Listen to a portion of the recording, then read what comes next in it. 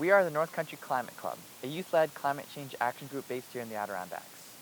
We're taking steps to combat climate impacts by spreading awareness and getting youth involved.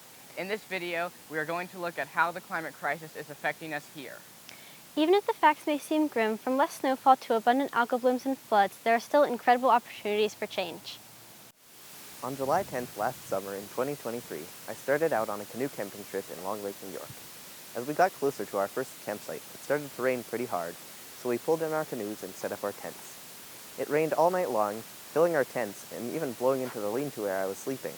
When I woke up the next morning, at 7, I saw the canoes floating away, along with branches, garbage, and even a boat attached to a dock. The lake had risen 10 feet overnight and was still rising. The rain had taken out the town dam and damaged roads, bridges, and houses. The next day, after waiting to see if it would be safe, we paddled down the Racket River. I saw a loon that had been drowned in the storm, and we canoed through the treetops of the flooded forest. This was just one of many experiences I have had with climate change.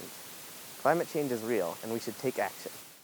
Carbon dioxide, methane, and water vapor, and other greenhouse gases absorb energy the Earth gets from sunlight and re-release that as heat into the atmosphere, thereby warming the planet. Since too many of these gases have gotten into the atmosphere, the planet is warming at an alarming. Planet has warmed at an alarming rate and is only getting worse.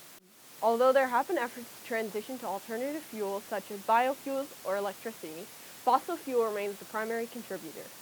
The largest source of greenhouse gas emissions in the U.S. comes from burning fossil fuels.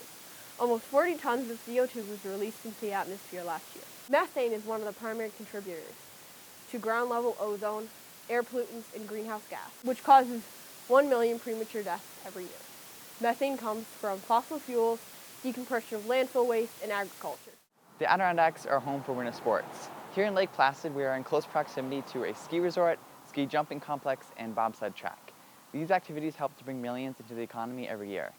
The 1932 and 1980 Olympics were both held here back when there was sufficient snow and cold enough temperatures to support the sports. Now the prospect of holding the Winter Olympics here in the future is a very sketchy one. I worked at the ski resort for the 2023-24 season and saw firsthand how little snow fell over the winter. The season's total snowfall was down over 4 feet from the 10-year average of 184 inches. This lack of snow created tough skiing conditions and a shorter season, which led to more ski trip cancellations, which has a big effect on the economy. When you think of climate change, one of the first things that come to mind is probably melting ice caps. But what about bugs? Even though they are small and annoying, they have a huge impact on our ecosystem. Take a look at mosquitoes, for example. During the wintertime, they're usually inactive due to the harsh, cold temperatures. Because of the rising temperatures we have, they've been adjusting and could be here year-round, which will expose millions of more people to the diseases they carry. If you live in the Adirondacks, you've definitely heard of ticks. Ticks carry many diseases, including Lyme disease, which can have life-lasting effects on your health and, even worse cases, death. There are more and more mosquitoes and ticks now because of the rising temperatures. We need to slow down climate change to keep insect levels where they are at today. One effect of climate change is increased precipitation. These heavier rainstorms wash soil, fertilizers, and road salt into the lakes, creating ideal conditions for cyanobacteria, especially when combined with higher water temperatures. Cyanobacteria aren't necessarily bad, but too many can create a bloom. Toxins in these blooms can cause allergic symptoms if touched or inhaled, to liver or neurological damage if swallowed. Larger blooms can also create so many toxins that they cannot be filtered from drinking water. There are many organizations that monitor the lakes and campaign for better policies, like the Lake Champlain Committee and the Adirondack Watershed Institute. On the flip side, needless fertilizer use on fields contributes to nutrient pollution. However, something as small as a yard can affect lake health. Letting grass grow higher and not using fertilizers can help keep the lakes healthy. To combat the climate crisis, it's all about the little things. Individual actions compound.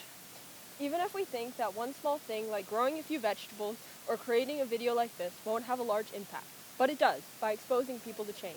We have influenced hundreds, and each of them have influenced hundreds of more. We challenge you to start small. Share this video with a friend or reach out to a local organization and try to get involved. After watching this video, you have already done the hardest part, beginning your climate journey.